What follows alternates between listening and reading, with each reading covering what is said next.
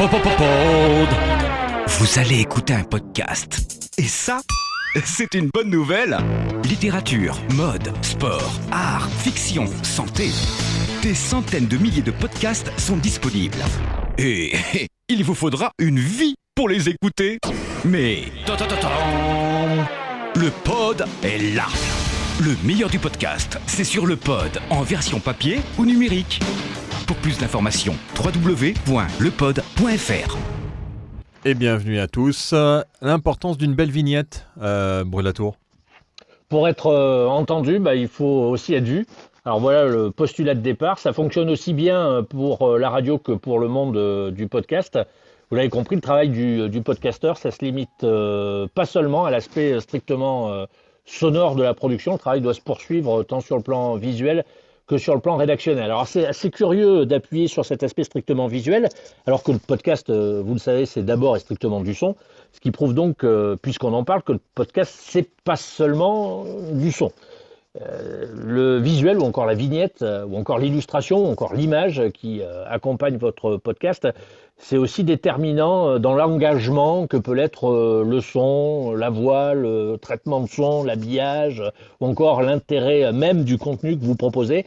Je dirais qu'il est même encore plus déterminant que tout ça. Pourquoi ? Parce que c'est la première chose avec laquelle l'auditeur potentiel entre en contact quand il arrive sur une plateforme. Alors moi, j'ai pas encore trouvé d'études qui permettrait de mesurer de façon mathématique, arithmétique ce taux d'engagement, rien qu'après avoir lu le titre ou vu la vignette de votre podcast. Mais bon, je suis persuadé que 50% de l'engagement repose principalement sur ces deux éléments. Si vous réussissez à dénommer intelligemment votre podcast, puis si vous réussissez aussi à illustrer correctement votre podcast, il y a des grandes chances pour que l'auditeur pousse davantage en avant sa curiosité et donc appuie sur lecture ou sur le petit pictogramme téléchargé. Alors dans la vie, on le répète encore une fois, une énième fois, mais on n'a pas deux fois l'occasion de faire une bonne première impression. Dans le monde du podcast, pour schématiser, on dira que c'est presque la même chose. Vous avez tout intérêt à soigner prioritairement ces deux éléments, le titre et la vignette qui va avec, qui accompagne le podcast, parce que le titre et la vignette, c'est la devanture, la vitrine devant laquelle l'auditeur passe. Et une fois devant, il fera le choix ou pas de cliquer sur ce bouton lecture ou sur le pictogramme téléchargé. Pourquoi ? Parce que la vignette, comme le titre, aura été donc un déclencheur. Alors, que se cache-t-il derrière cet aspect purement visuel ? D'abord, la vignette, ça illustre le podcast. Elle résume en une illustration tout ce que représente, revendique, porte, souligne votre podcast. La taille de la police, la forme de la police, les couleurs utilisées, le style employé. Qu'est-ce qu'on peut ajouter d'autre ? L'agencement des éléments. On pourrait qualifier cette vignette de carte de visite. Elle devient donc indissociable du podcast que vous présentez. Et comme le titre, elle a donc la même vocation, c'est-à-dire engager l'audience. Elle fait une promesse que l'auditeur devrait ou devra retrouver en écoutant votre production. Cette vignette se retrouve partout, sur toutes les plateformes. Et pour toujours, j'ai envie de dire. Donc, c'est un peu la sœur jumelle de votre podcast. Sans elle, pas de podcast. Et sans le podcast non plus, pas de vignette. L'inverse est aussi vrai. C'est une signature visuelle et vous avez tout intérêt à prendre soin. Et la règle qui prévaut, c'est que le choix du titre précède généralement la production du podcast. La vignette, c'est un peu la même chose. Alors, très sincèrement, produisez d'abord votre vignette avant de produire votre podcast. Que vous pourrez toujours y apporter des modifications supplémentaires qui suivront les modifications que vous apporterez peut-être dans l'élaboration de votre podcast. Faites-la d'abord parce que le jour où vous déposerez votre podcast, on vous demandera aussi de déposer votre vignette. Et comme dans le monde du podcast, j'ai remarqué qu'on aime souvent se compliquer la vie, il faudra aussi disposer de sa vignette dans différents formats, dans différentes tailles. Par exemple, Apple Podcast, vous le vérifierez, exige une vignette de différentes tailles. Alors, la mise en ligne peut aller très vite, mais si vous brûlez cette étape, celle de la création de la vignette, ça s'apparente ensuite à un parcours du combattant. Alors cette vignette, on n'en parle jamais, c'est la mal-aimée du processus de production. Pourtant, et je m'adresse ici à Philippe, qui m'écoute, j'imagine, parce que sinon ça sert à rien, mais... Mais oui, je t'écoute, bien sûr. Non, mais bien alors, sûr. Alors Philippe, si tu m'écoutes, engageons-nous dès aujourd'hui pour créer le concours de la plus belle vignette de podcast. Lançons ce concours pour la rentrée. Appelons les auditeurs à voter. Récompensons les plus belles vignettes de podcast. Encourageons les graphistes. Car finalement, sont souvent eux qui sont indirectement à l'origine du succès d'audience. Donc 2020, année de la vignette obligatoirement. Bon, pour terminer en 10 secondes, comptez pas sur moi pour vous donner des conseils de graphisme. J'ai pas fait les beaux-arts, donc j'ai assez peu de légitimité dans ce domaine. En revanche, je peux vous assurer que des vignettes à 2 francs 6 sous, moi j'en vois passer un paquet tous les jours. C'est comme le titre de votre podcast, il faut soigner l'accroche aussi, vous savez, les 2-3 phrases qui accompagnent votre podcast. Vous ne tombez pas dans le copier-coller de la lettre de motivation, hein, parce que le monde du podcast, c'est quand même un monde où l'originalité prime souvent. Alors bon, il faut l'être. Vous prenez soin de l'aventure, de la vitrine, du paquet cadeau, et puis vous redonnerez, j'espère enfin, les lettres de noblesse, ces lettres de noblesse à la vignette, comme aime l'appeler Philippe. Bien oui, ben merci. Alors c'est vrai que la vignette a une importance notable. Bon, la tour vient de dire. Je coupe ton micro parce qu'il y a toujours cette interférence que tu as. Je ne sais pas pourquoi. Ça va être ton micro. On entend toujours des et tu les écouteras sur les. Donc on va. Je sais. On va t'acheter un micro pour que tu puisses parler sur l'iPhone en Bluetooth pour que tu puisses l'utiliser. Donc l'utilisation. Je le note. Voilà. Oui, bien sûr. Quand on fera ça.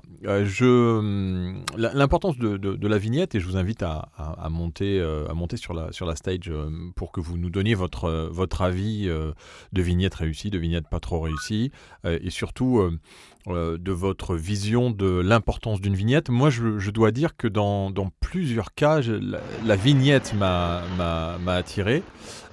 Plutôt que la communication qui a été faite. C'est-à-dire il y avait au début de l'application Magellan, c'était une application pas de curation, on va dire d'agrégation de podcasts, et d'ailleurs il a eu des problèmes puisqu'il a pris les podcasts de tout le monde sans vraiment demander l'autorisation, et à partir de là on lui a demandé d'enlever l'ensemble des podcasts qu'il avait sur l'application Magellan.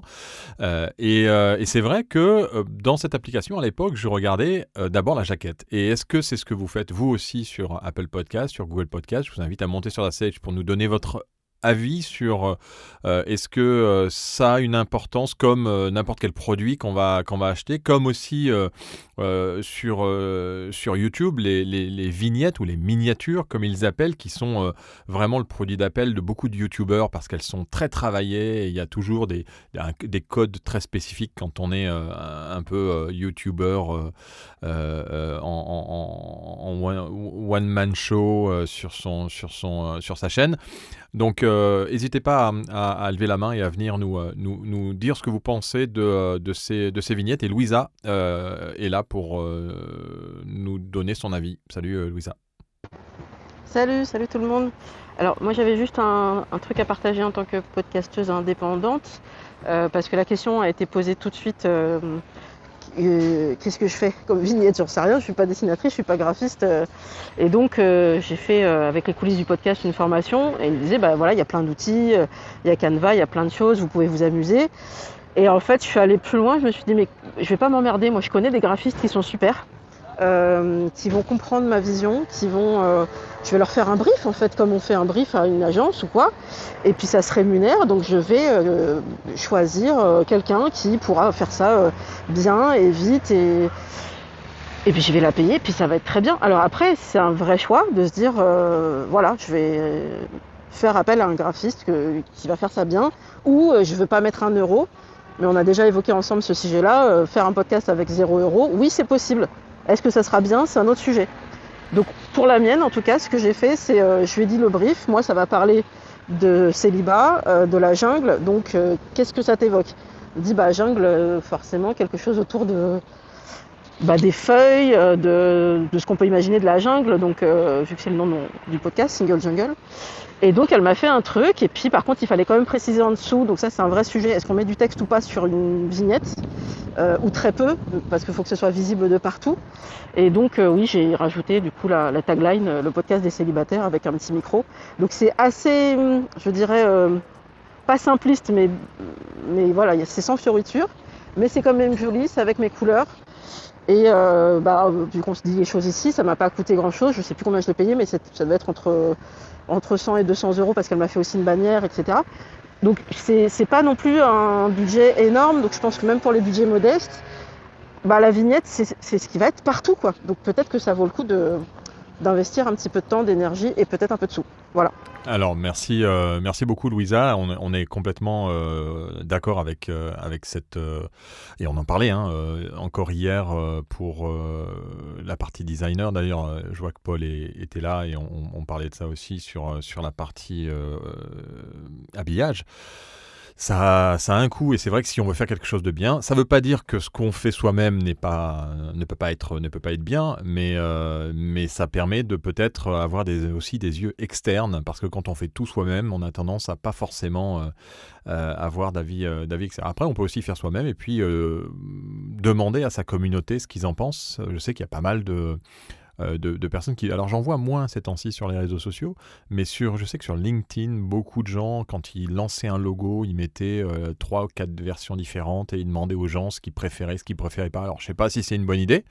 Je vous invite à venir nous dire si vous pensez que c'est une bonne idée quand vous avez fait 3 versions. Alors normalement, un graphiste, d'ailleurs, je sais pas si Louisa c'était le cas pour toi, un graphiste est censé te faire plusieurs propositions. Normalement, un minimum de 3 qui ne sont pas du tout identiques en fait. Je sais pas si c'est comment il a fait pour toi ou si tu as proposé un exemple et qu'après il a retravaillé, mais en général quand on fait appel à un graphiste et qu'on le rémunère, il vient avec 3 propositions différentes. C'était le cas Louisa pour ta jaquette?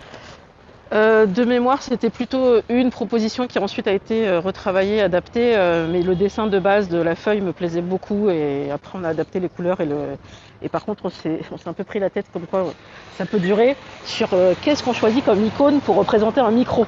Et en fait, il y en a plein. Il y en a plein. Donc, tu mets un micro à l'ancienne, tu mets un micro nouveau. Enfin, là, on s'est un peu plus emmerdé, mais globalement, c'était le fonctionnement. Je tiens à préciser que c'était une graphiste que je connaissais. Et aussi, on est amis à la base. Et c'était pas via une agence avec un devis et tout le machin. On s'est fait ça entre nous. Mais voilà, moi, j'aime bien soutenir les travailleurs indépendants. Alors, ta jaquette, c'est bien celle avec c'est une feuille derrière, c'est ça? C'est un cœur en feuille, Ouais, ou c'est c'est ça. avec Single Jungle et la police un peu oui, écrite comme si c'était écrit à la main. Et après, tu as il y a aussi je vois des bandeaux qui sont plus sur YouTube, bleus avec un fond avec des personnages dessus. Ça, c'est aussi le graphiste qui l'a fait? Alors toi, tu vois des personnages, je trouve ça très intéressant. C'est un peu le test de Rorschach, ce truc. Il y a des gens qui voient autre chose. Ah non, mais c'est les Single Jungle, le podcast des célibataires. Il y a deux femmes en fait, l'une à côté de l'autre, Oui, Camille et Audrey. Ouais. Ok, donc là c'est effectivement c'est marrant, la terminologie que tu utilises, tu dis vignette ou tu dis bannière. Moi, pour moi, la bannière, c'est ce qui est tout en haut, ou la cover, si tu veux, sur YouTube. Ouais. Et après, tu as les vignettes des vidéos qui sont les... Je sais pas comment on dit. Sur YouTube, oui, en fait. Voilà, C'est-à-dire que en fait, il y en a qui appellent ça des miniatures, des vignettes, des covers. Bon, il y a plusieurs termes. Alors, les miniatures, là, que tu vois, c'est intéressant parce que c'est pas la même graphiste et on voit que c'est pas la même patte. Mais c'était une proposition du studio Majorel, pour ne pas les nommer, qui, dans la proposition de package qu'ils avaient au départ quand j'avais commencé avec eux, il y avait, on vous fait aussi les miniatures vidéo YouTube, on vous fait des propositions. Et je m'étais dit pourquoi pas, même si c'est pas à 100% dans l'identité de graphique que j'avais choisi, ça peut coller. Et là, on arrive à un autre sujet, c'est que qu'est-ce qui se passe quand tu changes de crèmerie? C'est-à-dire que tu as bossé avec ce studio et puis ensuite tu te retrouves seul pour différentes raisons où tu changes. Il faut que tu gardes ta ligne ou tu fais comme moi, tu dis bon stop, là moi j'ai plus le temps pour faire ces trucs-là. J'ai fait au mieux pour les premiers épisodes, pour la suite on verra quoi. Il faut choisir ses priorités. D'accord, intéressant, puisque la police a en effet un peu évolué entre les deux, entre ce que tu avais fait donc avec les premières personnes avec qui tu as travaillé, et peut-être que voilà, c'était quand même l'objectif de garder quand même une petite connotation avec à peu près la même police, mais qui est quand même un peu différente. Ok, intéressant. Est-ce que d'autres personnes dans la room veulent partager leur vision de leur jaquette, ou veulent aussi éventuellement, alors on peut pas les voir sur Clubhouse, tous vos vignettes, mais par contre, on peut Merci. aller très facilement sur Google Podcast, sur Google, pardon. Vous tapez Single Jungle Podcast et vous voyez tout de suite le petit logo et la petite jaquette de Louisa. Bonjour Sybille.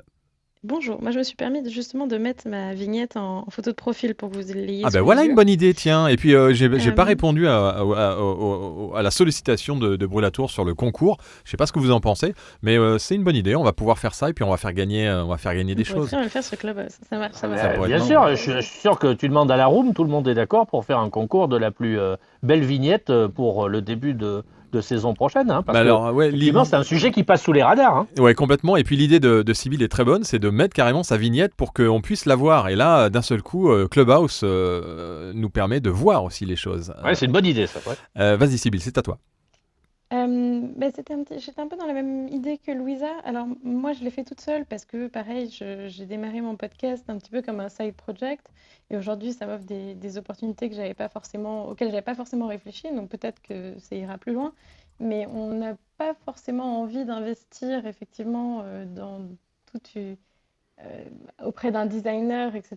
Mais je trouve qu'aujourd'hui il y a quand même pas mal d'outils qui nous permettent de faire des choses pas trop dégueulasses, on peut dire ça comme ça, pour avoir justement des vignettes, et il suffit de faire pas mal de recherches et de regarder ce qui se fait, et d'avoir les codes en partant d'une charte graphique qui nous plaît, quoi. Alors, on est d'accord, et c'est vrai que tu parlais, Louisa, tout à l'heure de Canva, et il y a plein d'autres outils que Canva qui est utilisé. C'est vrai que nous, on a tendance beaucoup à utiliser Canva. Le designer avec qui je travaille ne supporte pas Canva et ne peut absolument rien faire sans Illustrator ou sans Photoshop. Ce que je comprends aussi, parce que je suis graphiste à la base également. Cela dit, Canva fait gagner énormément de temps et peut aussi proposer des modèles de cover qu'on peut adapter de manière assez simple. On peut même créer des logos de manière assez simple. Et c'est vrai qu'il y a des modèles qui quand même peuvent surprendre. Et d'ailleurs, j'ai déjà réalisé des logos pour le Salon de la Radio avec Canva sur des modèles que j'ai montrés ensuite à mon designer et qui m'a dit ah ouais, t'as fait ce logo, il est sympa. J'ai dit non, c'est du Canva. Et donc, on peut quand même arriver à contourner les règles et à faire en sorte qu'on puisse réaliser de belles vignettes sur Canva. Mais en effet, il faut quand même avoir un petit sens du design. Il y a quand même des règles à respecter que les designers en général connaissent mieux que nous. Après, il y a pas qu'une seule méthode pour créer sa vignette. On le sait pertinemment. Et l'idéal est d'avoir quelqu'un, comme quand on fait son podcast et qu'on réalise son podcast, on peut le mixer soi-même, mais si on peut avoir quelqu'un pour le mixer à sa place, ça nous permet, nous, d'avoir le rôle de réalisateur et d'avoir quelqu'un à côté qui va composer la musique et qui va vous la mixer en même temps à l'intérieur de votre podcast pour que ça puisse vous faire ressentir vraiment ce que vous voulez faire ressentir à votre auditeur. Quand on fait tout soi-même, c'est vrai qu'on a du mal à prendre de la distance par rapport à ce qu'on fait. On se dit, allez, c'est bien, c'est pas grave. Et en fait, comme dit Louisa, après, quand on change, c'est compliqué parce qu'il y a déjà Alors maintenant, on a le droit de changer, on a le droit de faire évoluer les logos. Nous, nos logos, certains supports ont évolué peut-être 2-3 fois. Celui de la lettre a évolué 3 fois depuis le début depuis 10 ans. C'est normal qu'on fasse évoluer, mais c'est vrai que si on peut partir déjà sur quelque chose qui est travaillé, c'est toujours mieux. Est-ce que certains ont des trucs et astuces pour la création de vignettes dans la room ou la manière dont vous avez créé vos vignettes, à moins que Sybille, tu aies quelque chose à rajouter? Ouais, justement, j'allais donner des exemples d'outils. Donc, effectivement, Canva en est un quand on ne sait pas forcément utiliser des outils de la suite Adobe. Et ça peut faire le job, surtout quand on est indépendant, qu'on ne sait pas très bien pourquoi est-ce qu'on fait ce podcast ou parce que c'est un petit side project au départ et qu'on n'a pas forcément envie de faire un investissement démentiel et que c'est plus un truc à côté. Et pour les chartes graphiques, moi, j'utilise un truc qui est assez cool pour justement avoir des idées de couleurs parce que moi, je commence d'abord par les couleurs pour essayer de créer des choses. C'est le truc qui s'appelle Coolors, cool comme le mot cool, coolors.co, qui vous permet justement de choisir des couleurs à partir de... Il vous donne des chartes graphiques déjà faites, enfin des assemblages de couleurs déjà faites, Et en plus, ils vous permettent aussi de vous donner des couleurs de manière aléatoire qui peuvent bien aller avec une couleur que vous avez choisie qui vous plaît, et donc de créer tirer une charte graphique de ça. Ouais, tout à Et fait. quand on n'est pas designer, ça permet de donner un peu de matière à l'œil, quoi. En plus, qui vous permet aussi de trouver les couleurs tendances et surtout quelle couleur va avec quelle couleur, parce qu'on n'est pas tous des peintres et des designers, ça c'est certain. Donc ça nous permet de pouvoir choisir. Je sais qu'il y avait aussi Adobe qui avait sorti un produit comme ça qui s'appelait aussi Colors, mais je pense que c'était Kulors, si je ne me trompe pas. La Colors, je ne connaissais pas ce produit, mais je pense que Adobe, si je ne me trompe pas, c'était Adobe Color. C'est ça, ouais, ça doit être ça, je pense. Qui vous donne aussi des... c'est ça, c'est Adobe. Donc vous faites color.adobe.com, c'est gratuit. Et ça vous permet également de choisir et de pouvoir avoir des recommandations sur des thèmes, sur des roues chromatiques, quelles sont les autres couleurs que vous pouvez utiliser, les monochromes, les triades, et vous pouvez choisir un peu vos différentes couleurs et les décliner, et après ressortir le code hexadécimal. Vous savez, c'est ce code avec un hashtag et 6 lettres derrière, 6 lettres et chiffres derrière, qui vous permettent de pouvoir l'utiliser après sur n'importe quel logiciel, que ce soit Adobe, que ce soit Canva. À rappeler quand même que la puissance de Canva, c'est, pour ceux qui s'y connaissent un peu en graphisme, c'est du SVG. Qu'est-ce que ça veut dire ? Ça veut dire que quelle que soit la taille que vous faites dans votre création graphique, on est sur du vectoriel, donc c'est un peu comme Illustrator, mais la différence du SVG, c'est que si jamais vous créez votre logo avec des couleurs et votre logo a 3 couleurs, vous l'exportez en SVG d'Illustrator ou n'importe quel logiciel, vous l'importez dans Canva, et dans Canva, vous avez la possibilité de changer les couleurs de vos différents espaces qui avaient des différentes couleurs d'origine. Donc c'est vraiment des fonctionnalités qui permettent de faire gagner du temps. Donc ceux qui veulent gagner du temps, Canva Pro, parce que ça vous permet aussi d'avoir accès à beaucoup d'images et beaucoup de photos. Et maintenant, ils font de la vidéo, du montage. On peut ajouter ses propres audios et ses propres vidéos. C'est assez poussé et ça fait vraiment gagner du temps. Frédéric, tu voulais réagir ? Oui, juste une question. J'avais une question que je juge forcément intéressante. C'est pour ça que je me permets de la poser. Est-ce que vous auriez par hasard remarqué un changement du nombre de téléchargements, changements consécutifs aux modifications qui auraient été apportées, par exemple, sur votre vignette? Est-ce que ça, certains d'entre vous dans cette room l'ont remarqué, ou est-ce que vous changez souvent votre vignette, ou est-ce que seulement ces changements s'arrêtent uniquement, simplement à de légères évolutions? Mais la question la plus intéressante, c'est de savoir si, lorsque vous changez cette vignette, lorsque vous la faites évoluer, il y a un changement direct qui impacte sur les audiences, ou le nombre de téléchargements. Alors, c'est peut-être difficile à calculer, mais on peut peut-être en effet demander à ceux qui sont dans la room de nous donner leur ressenti si jamais ils ont expérimenté cela, c'est-à-dire le changement de vignette qui a apporté un changement dans les audiences. Alors, je ne suis pas sûr que ce soit aussi simple et direct que ça. Ça peut jouer. Et ce qui est certain, c'est que pour que la vignette soit vue, il faut aussi qu'elle soit bien identifiée par les plateformes et que vous ayez un peu d'audience. Si vous montez sur Apple Podcast et que vous êtes dans le classement des 10 premiers, là, je pense, ça joue un rôle aussi important, le fait d'avoir une vignette, parce qu'il faut tomber dessus quand même. C'est un peu ça. Et dans la jungle de podcasts qui sort, arriver à se différencier avec une vignette, aujourd'hui, c'est pas forcément évident. On en parlait hier avec Lauriane, qui a lancé son podcast et qui, elle, nous a dit qu'elle était habituée à faire des jaquettes comme des vinyles. Mais c'est vrai que la surface vinyle n'est pas la même que la surface jaquette, surtout quand on regarde sur un téléphone portable. Et donc, il y a quand même des règles à respecter, notamment en termes d'écriture, de police, de couleurs. Alors là, on a des solutions avec Colors, donc COOLORS, et avec color.adobe.com qui vous permet aussi d'aller voir si vos couleurs vont bien les unes avec les autres. Mais je pense que c'est assez important. Alors, est-ce que on a dans la room des personnes qui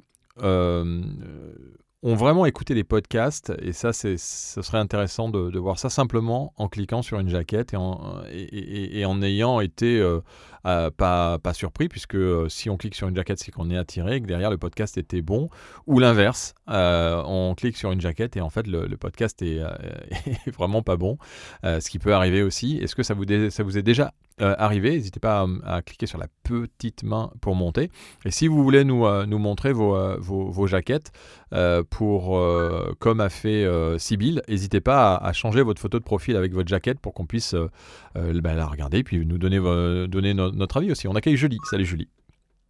Oui, bonjour tout le monde. Allô? Oui, c'est bon. Donc effectivement, moi, au départ, quand je suis rentrée, quand je me suis intéressée au podcast, il est vrai que j'ai été très attirée par la vignette. En l'occurrence, là, on a la vignette de Raphaël sur Prince, qui est déjà un excellent podcast, là, qui est dans la room, et je trouve que voilà, le visuel a une grande importance. Moi, j'ai essayé de faire attention à cela à travers mes 2 podcasts. Bon, après, l'esthétique, c'est très personnel, hein, c'est-à-dire que moi, ce que je peux ressentir, une autre personne peut ne pas forcément être touchée. Et puis c'est comme la vie, des fois, l'image ne correspond pas à la qualité, enfin, n'est pas en cohérence avec la qualité du contenu et vice-versa, quoi. On peut être très surpris par quelque chose de très simple, et puis on peut être vraiment un petit peu déçu alors que l'image donnait très envie. Enfin, ouais, voilà, tout simplement. Alors, non, mais très bien. Donc, ton podcast, c'est Invocal We Trust, c'est ça? Oui, j'en ai 2. J'ai celui-là et Musicothérapie et compagnie. Musicothérapie et compagnie. Donc Invocal We Trust. Donc la jaquette, alors on la voit pas, mais elle est. Alors ce qui est important, et ce que tu disais par rapport à Raphaël qui monte d'ailleurs dans la room, c'est que c'est vrai que Raphaël, en fait, c'est devenu une marque, je pense, son logo. Après, Prince, je pense, c'est le logo de Prince que tu as un peu adapté, Raphaël. Je te donne la parole avant Catherine et Jean-Philippe, ça se fait pas, mais parce qu'on parle de toi directement. Donc ton logo, c'est toi qui l'as fait? Je suis monté pour remercier Julie parce que c'est très gentil. Alors oui, le logo que tu vois là, c'est pas la vignette de mon podcast directement. C'est une photo que j'ai prise et qui a servi à la couverture de mon livre. Et donc effectivement, comme tu dis, c'est une marque et ça permet d'être identifié. On va dire que les initiés comprennent, ceux qui s'en rappellent aussi, et puis les profanes, on en discute si ça les intéresse. Pour ce qui est de la vignette à proprement parler de mon podcast, moi de toute façon il s'appelle Violet, donc je n'allais pas faire une vignette verte. J'ai une vignette pour le podcast, et après j'en ai une par épisode.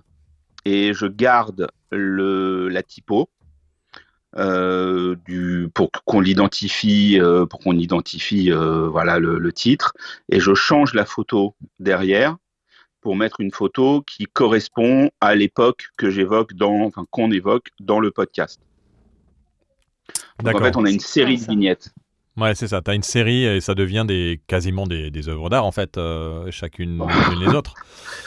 C'est gentil. Mais en tout cas, ça devient une série. Et comme on a joué le jeu de fonctionner en saison, parce que quand je suis arrivé dans cet univers, j'ai vu qu'il y avait beaucoup de podcasts qui fonctionnaient en saison, donc on s'est un peu plié à la règle. Donc dans la vignette de l'épisode, je mets saison 2, dièse 5, 6, 7 jusqu'à la prochaine saison. Et comme ça fait longtemps qu'on travaille avec plein de gens sur tous les projets en rapport avec mon site, etc. Donc effectivement, j'ai dans l'équipe, il y a un graphiste, on va dire. Et comme parfois il a du mal à se décider, en plus j'utilise les déclinaisons non retenues de la vignette de l'épisode pour la communication sur Instagram. Donc il y a des épisodes qui sont annoncés sur Instagram avec un carrousel où il y a 3 ou 4 vignettes. Après, ce que je fais est totalement illégal. C'est-à-dire que j'utilise des photos sur lesquelles j'ai absolument pas les droits. Donc c'est pas très bien. Oui, non, il faut faire attention. Voilà. Sur ta vignette, alors il y a cette question dont tu parles, Raphaël, qui est quand même intéressante. C'est aussi les vignettes, c'est bien de les faire, mais derrière, il y a quand même des informations complémentaires à ajouter, et notamment épisode 1, épisode 2, épisode 3. Donc, est-ce qu'on garde la même vignette? Est-ce qu'on change de vignette par épisode, comme tu le fais, Raphaël? Et en effet, c'est une bonne idée, mais à ce moment-là, il faut vraiment être inspiré, parce que je vois la vignette de musicothérapie et compagnie de Julie. Est-ce que changer une vignette à chaque fois comme ça, faut être inspiré. En fait, nous, de toute façon, sur ce sujet, on n'est pas inspiré, on est obsessionnel. Donc, mais c'est assumé. Donc voilà, le podcast aujourd'hui tel qu'il est fait, il s'est fait naturellement comme ça. On traite en profondeur, vraiment très en profondeur, d'un album par podcast, et on le fait dans l'ordre chronologique. On a la chance d'être en face d'un artiste qui a, de toute façon, on a plus de 40 albums à traiter, plus tout un tas de projets annexes. Donc pour le moment, ça va, on a de quoi devoir venir. On est au 14e ou 15e épisode, je crois, et ça se passe bien. Donc de toute façon, l'inspiration, elle vient d'elle-même, puisque la photo que je mets un peu en filigrane, cachée derrière le filtre violet, etc. et tout, c'est une photo de l'artiste dans l'année qu'on est en train de traiter. Donc, j'ai l'embarras du choix, et en termes de photos et en termes de qualité, et je la mets en arrière. J'essaye, autant que faire se peut, de ne pas utiliser la photo de l'album, parce que le but est d'ouvrir justement et de ne pas être hyper manichéen sur les visuels. Donc voilà, après, je suis dans un truc de niche, encore une fois, même si on fait 3-4 000 par épisode, ce qui me surprend considérablement, mais voilà, je reste quand même sur un truc de niche, et donc les gens sont contents en fait de voir la vignette qui arrive. Il y a un côté album Panini, tu vois, presque. Ouais, c'est ça. Oui, non, mais on est d'accord. Épisode, ça a un intérêt. Voilà. Donc ça s'y prête en fait. Ça a un intérêt. Julie, ouais. Oui, je voulais rajouter qu'aussi, ça dépend dans le domaine, comme tu disais, Raphaël, tu es dans une niche, moi aussi, d'une certaine manière. Quand tu vois les vignettes des personnes qui montent des podcasts, notamment sur le marketing, ou enfin voilà, tout ce qui est growth, etc., on remarque que c'est un peu c'est un peu standardisé. On voit toujours un petit peu donc la tête de la personne, une couleur très flashy avec un titre. Et je trouve que bon. Comme les radios, les stations de radio, les podcasts qu'elles mettent en avant, il y a toujours une charte déjà parce qu'elles sont un peu obligées. Ouais. Et puis c'est très classique. Mais les radios capitalisent souvent sur l'animateur. Oui, sur le visuel, la personne connue. Oui, c'est un impact aussi, voilà, quand tu veux que tu montes, enfin, voilà, ton visage, il est hyper important, je ne sais plus comment on appelle ça dans le marketing, quand tu utilises ta personne, en fait, pour vendre un produit, bah oui, ça fait un rappel. Mais ouais, là, je trouve que ça manque un petit peu de créativité en ce moment. Mais sur ce point-là. Pour revenir sur cette histoire de vignette, pardon, j'espère que je coupe personne, sinon je me tais.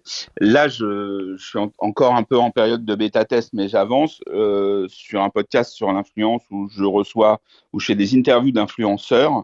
En fait, je fonctionne pareil, j'arrive pas à mettre la même vignette pour tous les épisodes. Donc là, je suis en train de travailler, j'ai pas trouvé, je l'ai pas fait encore, mais je sais en tout cas que pour ce qui est de la communication, la vignette que je suis en train d'essayer d'utiliser, là je suis en train de tester un peu Headliner pour pouvoir poster sur les réseaux sociaux des extraits pour inviter les gens à écouter.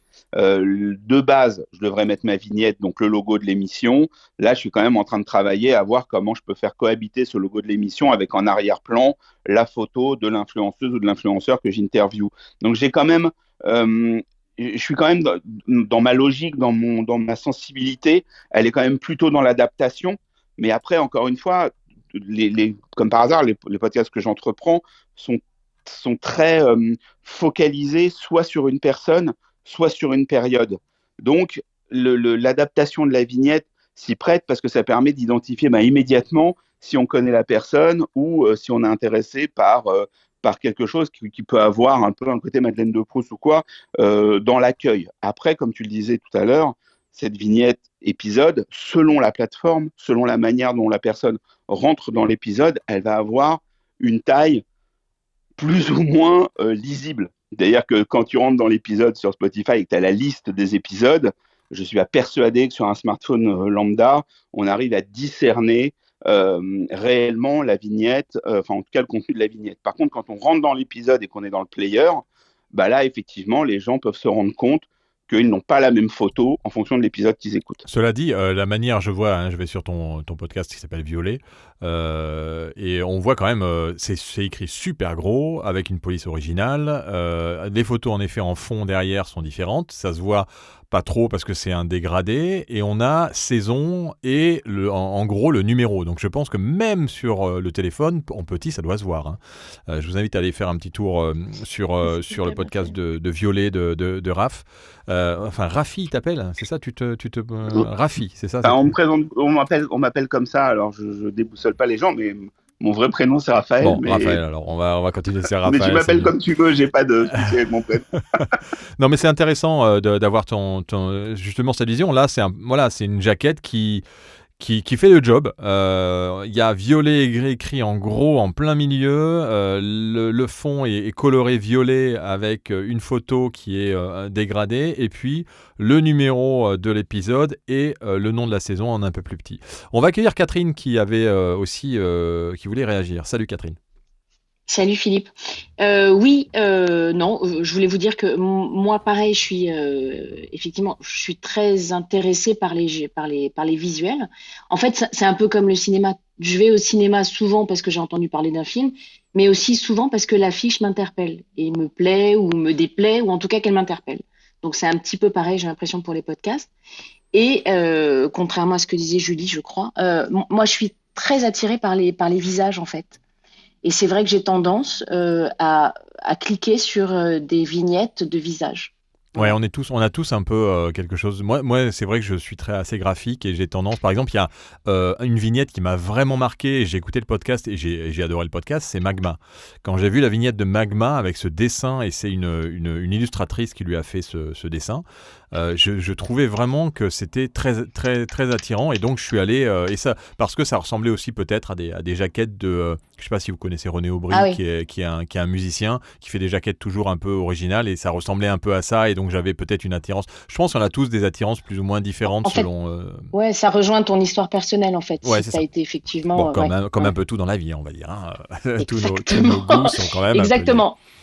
à ça. Mais c'est sûr que ouais, je pense que c'est vachement important d'avoir une vignette déjà qui te ressemble, qui ressemble à ce que tu as envie de dire, ce qui ressemble à ce que tu racontes. Si tu as un visuel qui est complètement à côté parce que tu aimes le visuel, mais qui raconte pas du tout quelque chose, en tout cas qui raconte pas du tout ce qu'il y a dans ton podcast, je pense que pour le coup, c'est un peu à côté. Alors, comment Enfin, tu voilà. fais justement podcast en développement? Tu en es où de ta vignette, toi? Alors, Voilà, parce que c'est marrant d'en Alors, parler non, mais et de parler des autres, c'est mais affreux. parle-moi un peu de ta vignette. Non, mais justement, là, ça me donne des idées. Écoute, j'en étais pas du tout à la vignette.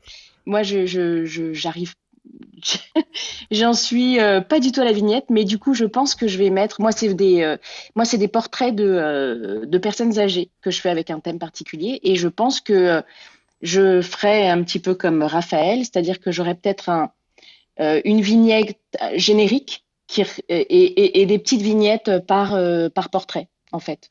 Ouais, c'est ça. Bon, Je pense que je ferai ça. à tester et puis à faire tester peut-être Ouais. auprès de la communauté. Tu reviens sur Clubhouse et puis tu nous montres, tu changes ta photo pour nous montrer tes Ah vignettes ben et on non, vote. puis même je peux vous faire On je vote pourrais en vous faire live. choisir. Je sais pas sur Clubhouse, mais Ouais, Clubhouse, c'est on peut-être pourrait- pas le meilleur réseau social pour faire ce genre de choses. Merci, merci en tout cas. merci Catherine Merci. pour ta Salut. petite remarque. Jean-Philippe, salut Jean-Philippe. Salut Philippe, salut tout le monde. Personnellement, je suis pas sensible au visuel. Alors, ceci dit, je suis peut-être pas à l'insu de mon plein gré. Moi, ce qui m'intéresse quand je recherche un podcast, je recherche sur des mots-clés et c'est le sujet du podcast qui m'intéresse. Là où je suis sensible, c'est que il faut que la vignette soit en cohérence avec le sujet du podcast. Et si jamais la vignette est par exemple avec des termes anglais, eh bien, je risque de ne pas y aller parce que je suis intéressé par des podcasts en français. Donc, il faut peut-être faire attention à ça. Et ce dont je me méfie, c'est d'une façon générale, tous les contenus marketing qui sont trop léchés sur le plan visuel, où j'ai toujours, non pas peur, mais je redoute l'effet visuel pour pouvoir compenser un fond qui n'est peut-être pas à la hauteur de ce que j'attends. C'est la raison pour laquelle la vignette n'est pas un critère déterminant pour moi, tout simplement. D'accord. Alors c'est vrai que on est tous un peu différents. Je prends l'exemple de Julie. Alors si tu vas voir le podcast de Julie, 1 c'est écrit en anglais et 2 c'est assez graphique. Surtout la jaquette musicothérapie avec c'est un personnage, c'est un peu du Dali c'est toi qui as fait c'est avec une espèce de grande tignasse noire derrière qui font office de cheveux. Non, en tout cas, c'est original et ça donne envie d'aller écouter le podcast. Enfin, ça, c'est comme ça que je le vois, moi. En fait, il y a aussi la contrainte des images libres de droit. Alors- Et moi, j'ai été confrontée vraiment à cette, notamment pour Invocals We Trust. Je voulais rebondir sur ce que tu disais, Jean-Philippe. Je suis d'accord avec les noms, voilà, donc on est en France et qui sont en anglais. J'ai fait le choix parce que par rapport à ma propre histoire, en fait, dans le passé, j'ai bossé dans le jazz et j'avais créé une petite boîte de prod qui s'appelait In Jazz We Trust Prod. Et c'était un petit clin d'œil parce que j'aime bien In Jazz We Trust, j'aimais bien la rythmique dans le. Et puis quand tu écoutes en fait le début du podcast, en fait, le générique, c'est une amie anglaise qui parle, elle a une voix absolument sublime, et donc ça claque.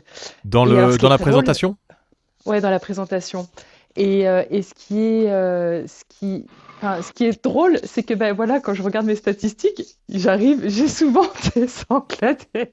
des anglophones en fait qui écoutent le podcast et donc ils doivent être effectivement surpris parce que c'est en français derrière. Alors je me suis dit pourquoi pas le traduire en anglais, mais je parle l'anglais comme je parle le chinois, donc c'est problématique. Sauf si tu parles bien chinois. Ouais. Allez, on écoute la petite présentation pour agrémenter ce que dit super. Julie. Je suis ravie de vous présenter un rêve que je porte depuis un certain nombre de temps. C'est pas ça ? C'est pas celui-là. Il faut que tu ailles sur le deuxième. Sur le deuxième, parce que le premier, on l'avait pas fait. C'est la présentation. Donc tu vois, c'est pour ça que je t'ai posé la question, pour pas rater mon départ. Bienvenue in Vocals We Trust, le podcast dédié à la voix.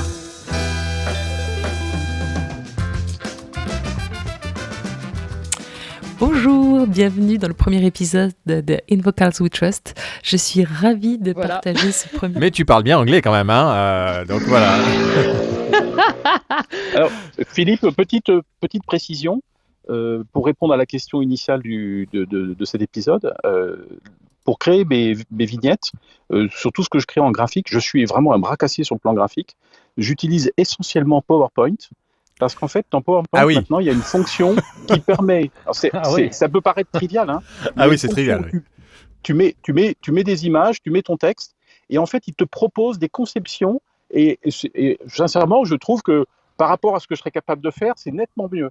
Et je vous conseille d'utiliser cette fonction. Alors, il faut simplement prévoir de cadrer son format de PowerPoint en format carré, mais je suis surpris par la qualité des graphismes que ça sort. Encore une fois, je suis un bras cassé. Hein. Oui, après je pense que tu pourrais utiliser Canva. Oui. Alors, j'essaierai Canva pour voir, mais... Fais canva.com, même la version gratuite, elle est assez surprenante. Et surtout, la simplicité avec lesquelles tu peux bouger les objets, c'est vraiment du Photoshop pour les nuls. Et ça le fait vraiment, vraiment bien. Alors, on n'a pas d'action chez Canva, mais quand vous voulez créer vos propres outils, c'est vrai que c'est assez impressionnant ce que ça fait. Moi, j'utilise professionnellement tous les jours. Je suis vraiment tous les jours et je fais des choses assez magiques avec et assez poussées. Et je vous dis, même des vidéos de présentation sur Canva que vous travaillez même en 2K, en Full HD, il vous génère ça vraiment très très facilement et on travaille. Si vous avez l'occasion de venir à la Radio Week jeudi, on va parler d'ailleurs de podcast qui se passe en région, dans la région de Rennes, dans l'après-midi. Tout ce qui est fait, que vous voyez à l'antenne sur le Radio Tour est fait sur Canva. Et que ce soit les vidéos, les images en PNG transparent, tout est réalisé intégralement sur Canva. Et les jaquettes également que l'on fait pour nos podcasts sont faits sur Canva. Est-ce que d'autres personnes ont des outils ou des petits trucs et astuces pour créer ces vignettes ou sont totalement d'accord d'accord avec Louisa de payer pour passer par un designer ou un graphiste pour faire ces vignettes. N'hésitez pas à lever la main et c'est vrai qu'on a plus ou moins bien fait le tour de la question. On sait que l'importance d'une vignette dépend bien sûr de la personne qui va regarder. Jean-Philippe n'est pas forcément très attiré par ça, mais plutôt par le contenu. Et d'autres vont vraiment faire attention à ça. Ça ne veut pas dire que derrière, si le contenu est mauvais, il ne va pas écouter simplement parce que la jaquette est belle. Il ne faut pas non plus se tromper. Jean-Philippe, tu voulais ajouter? Oui. Précision, Philippe, j'avais trouvé une fois un site américain sur lequel il y avait, et vous en aviez parlé, il me semble, dans un autre épisode, dans lequel il y avait des prestataires graphiques qui proposaient leurs services justement pour faire des jaquettes à des prix très concurrentiels, de l'ordre d'une dizaine de dollars, et qui semblaient vraiment de très bonne qualité. Ouais, Envato, en fait, c'est un peu le site, et c'était Denis Florent qui parlait de ça et qui disait que il utilisait ça. Il y a un abonnement mensuel que vous pouvez avoir en illimité qui vous permet de télécharger ce que vous voulez. Il y a des gabarits, c'est ce qu'on appelle des gabarits en fait, de jaquettes, de visuels, de magazines, pour InDesign, pour Photoshop, pour WordPress. Enfin, il y a du site web, il y a de l'audio, il y a de la vidéo, il y a de l'After Effects pour ceux qui connaissent un peu.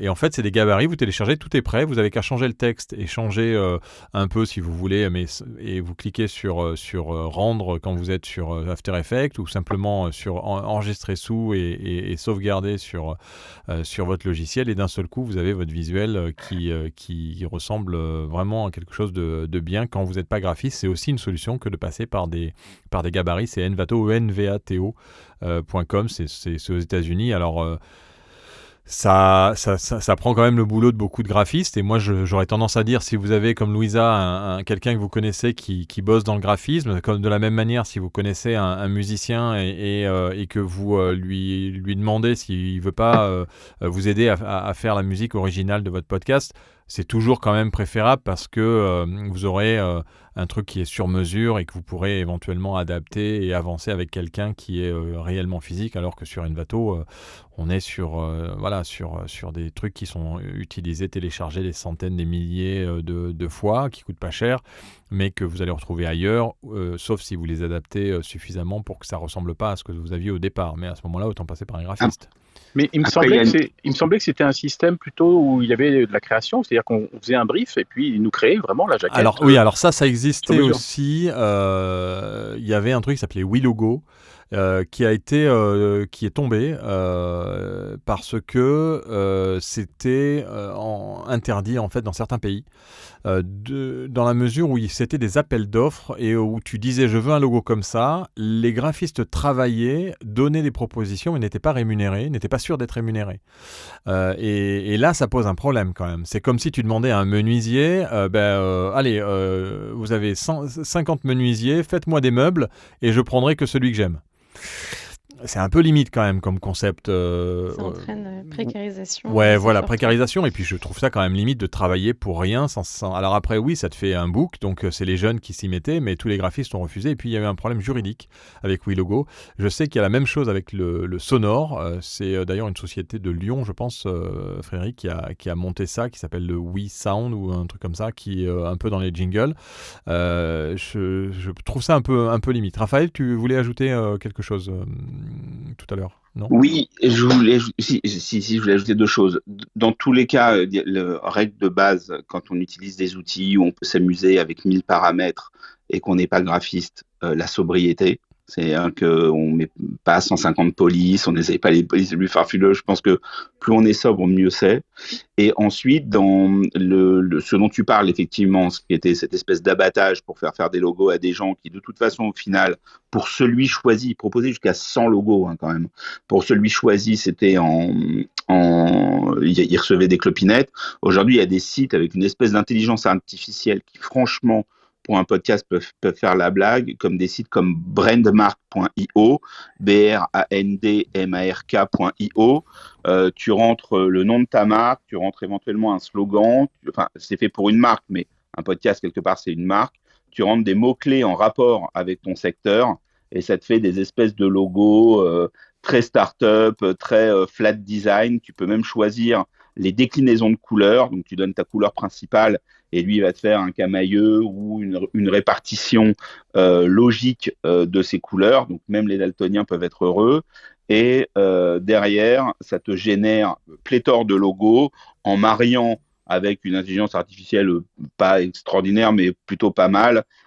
Soit un petit visuel si tu veux du picto, et si tu veux pas de picto, voilà. Des polices qui correspondent bien, et puis un fond de couleur qui va avec. Et une fois que tu as choisi quelque chose qui te convient, tu rentres dans une deuxième étape où tu peux éditer en disant j'aimais bien dans la proposition 6 la police, mais dans la proposition 8 je préfère la couleur, et tu peux marier les deux.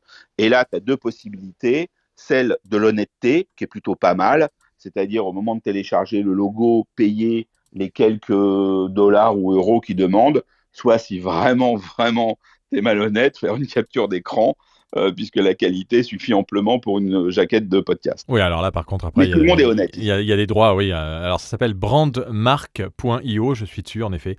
Create a unique professional logo for your business. Ça va hyper vite et tu as quelque chose de propre. Je ne connaissais pas, tu vois. Merci pour le link. $25 pour avoir un logo en PNG. Ça mérite. 65 quand il y a un designer qui vous donne les sources du fichier, souvent en PSD ou en Illustrator avec vectorisé, avec carrément un guide pour l'utilisation, des cartes de visite, une cover pour Facebook, des profils et des icônes pour vos applications, et en plus les polices qui vont avec. Donc, écoute, très bonne. Mais la version à $25 pour un podcast suffit. Si on veut pas aller plus loin, voilà, ça permet avec des petites dépenses et en restant réglo d'avoir quelque chose sur lequel on peut quand même s'impliquer un petit peu en ayant des propositions à la base, parce que c'est pas simple d'avoir de l'inspiration tout le temps sur ce genre de choses. Ouais, on est d'accord. Louisa ? Oui, je voulais vous partager peut-être une bonne pratique. Alors, je ne sais pas comment ça a été conçu, mais le podcast Heure Indue, comme l'heure indue, en fait, ce qu'il a fait, Johan Rock, c'est qu'il a pris une boîte de médicaments et il a écrit dessus, enfin, il a fait écrire dessus Heure Indue et son nom dessus. Donc, ça fait... c'est en lien avec cette thématique, vu que c'est un insomniaque. Et donc, il y a le côté médicament pour aller dormir. Et je trouvais que c'est original parce que ça fait pas à plat de couleur ou je sais pas quoi, ça fait vraiment la boîte de médicaments qui est posée sur la table de chevet, et donc c'est complètement dans la thématique. À voir comment il a conçu ça, je sais pas. Et j'avais juste un deuxième point peut-être, mais ça sera peut-être pour une autre table ronde. Tout à l'heure, il a été évoqué le côté, il faut qu'il y ait un lien bien sûr entre les visuels et le thème, et moi j'avais le même sujet pour le jingle, où je me suis rendu compte que c'était une crypto référence, parce que à part les gens de ma génération, il y a des gens plus jeunes qui m'ont dit mais pourquoi t'as mis une musique avec enfin on sait pas trop ce que c'est, on voit pas trop le rapport. Je lui dis c'est la musique de la série Manimal, avec le mec qui se transforme en animal, donc la jungle, donc il y a un rapport. Et en fait, je me suis rendu compte que Manimal, à part les vieux, comme moi, les gens, ils savent pas en fait ce que c'est. Et oui, donc, forcément. C'est un peu des années 70, enfin ceux qui sont nés dans les années 70 qui connaissent Manimals en général. Ou 80, parce que c'est une série des années 80, donc moi j'étais petite, mais comme quoi... T'as pas choisi la série la plus rediffusée non plus, quand même. C'est vrai. Alors, l'intérêt, c'est qu'en termes de droits, comme ça n'a fait qu'une saison, qu'ensuite ça s'est perdu dans les limbes, c'est même pas disponible en DVD ou en VHS ou quoi que ce soit, je sais que personne viendra m'emmerder sur l'utilisation de cette musique, mais j'ai bien précisé dans les notes que ça vient de Manimal, je mets bien le lien et tout. Mais voilà, c'est peut-être un truc à voir par la suite. Le jingle, faut pas qu'il soit trop crypto-référencé, parce que s'il plaît, moi il me plaît, donc ça va. Mais les gens n'ont pas bien compris la référence avec la jungle. Du coup. Alors, on va pas faire le débat sur Manimals, mais pourquoi est-ce qu'ils ont arrêté Manimals ? Ça, c'est quand même la grande question. Oui, moi, j'ai été toujours accro à cette série. Et puis en plus, c'était pas mal fait. C'est pour l'époque. Pour l'époque, c'est non, mais je vais pas. Faut pas que je le regarde à nouveau. Faut que je garde le souvenir. Faut que je garde le souvenir. Je vais pas le regarder à nouveau, sinon je vais être déçu. Monsieur Frédéric Brulatour, pour le mot de la fin ? Alors, je ne veux pas vous parler de Manimal parce que j'en ai un souvenir très épisodique. Il y avait Hulk, le concurrent de Manimal, il me semble. De mémoire, je veux pas non plus. Non, mais j'ai 3 choses à mettre en avant. Je pense que, on est d'accord pour dire qu'il y a autant d'avis sur les vignettes d'un podcast qu'il y a de sélectionneurs de l'équipe de France de foot. Je crois que ça, c'est clair. Donc, pas de panique si vous demandez l'avis de votre entourage sur ce qu'ils pensent de votre vignette. Là, je peux vous mettre un billet. Je pense que ça risque de partir dans tous les sens. Chacun aura un avis, parfois un avis tranché. Donc, il ne faut pas forcément focuser sur ses choix définitifs, sur ses avis tranchés, mais plutôt observer les tendances qui apparaissent suite à ces séances collectives, si j'ose dire. Deuxièmement, si vous voyez passer une étude sur l'engagement produit par la seule vignette dans le cadre de la lecture d'un podcast, moi je suis preneur, même s'il s'agit d'une étude qui concerne seulement le titre ou les 3 ou 4 phrases de l'accroche du podcast, parce que vraiment je suis curieux de savoir quel est le rôle de la vignette dans l'engagement de l'auditeur. Donc mes coordonnées sont partout, frédéric@lalettre.pro notamment, sinon vous envoyez ça à la Radio House à Brive.